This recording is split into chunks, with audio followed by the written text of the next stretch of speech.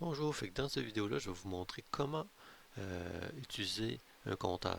Donc un compteur, on va l'utiliser pour, comme son nom le dit, compter des séquences, nombre de séquences, compter le nombre de fois qu'on appuie sur un bouton, le nombre d'objets qui passent, et ainsi de suite. On peut s'en servir à plusieurs escients.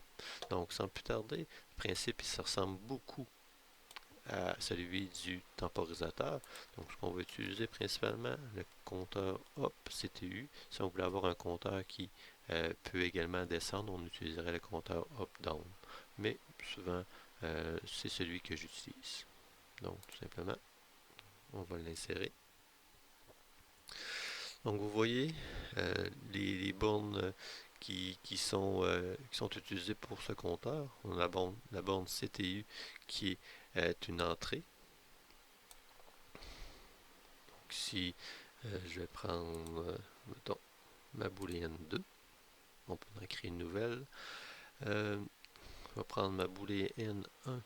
Donc ici, je pourrais mettre un contact comme ça, mais je peux également, tout simplement, en cliquant sur la partie haute, mettre booléenne 1 qui va faire mon reset. Donc, mon reset, c'est une remise à 0.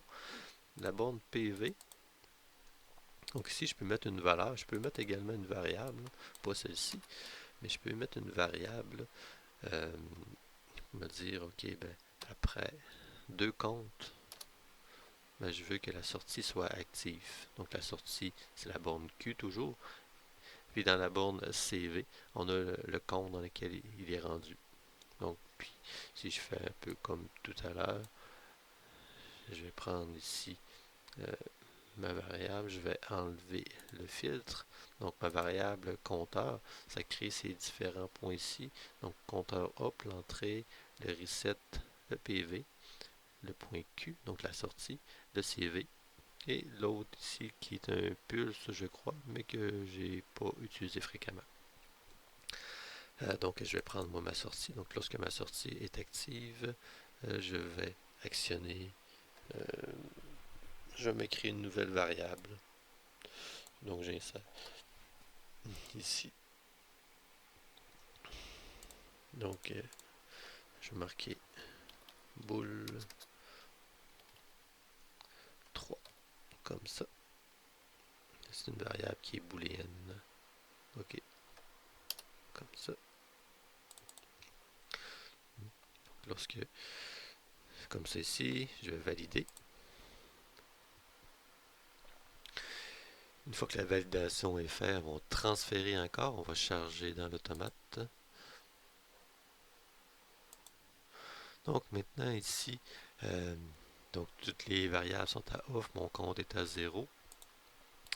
Je toggle ici la variable.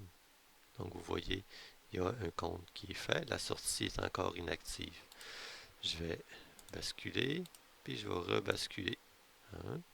Donc la sortie est venue à 2, le compte est rendu à 2, la sortie s'est activée, puis ici, la sortie s'est activée boule 3 et ça s'est activé également. Donc je peux le refaire, mais dans ce cas-ci, il n'y aura plus de changement parce que le compte est atteint. Donc je peux le faire autant de fois que je souhaite. Si je veux le remettre à 0, donc tout simplement ici, je vais basculer la variable. Donc vous voyez que la variable le compte est rendu à 0 et que la sortie s'est désactivée. Donc ma sortie ici c'est également désactivée. Donc si je veux recommencer, donc faut pas que j'oublie ici de basculer ma variable reset à off.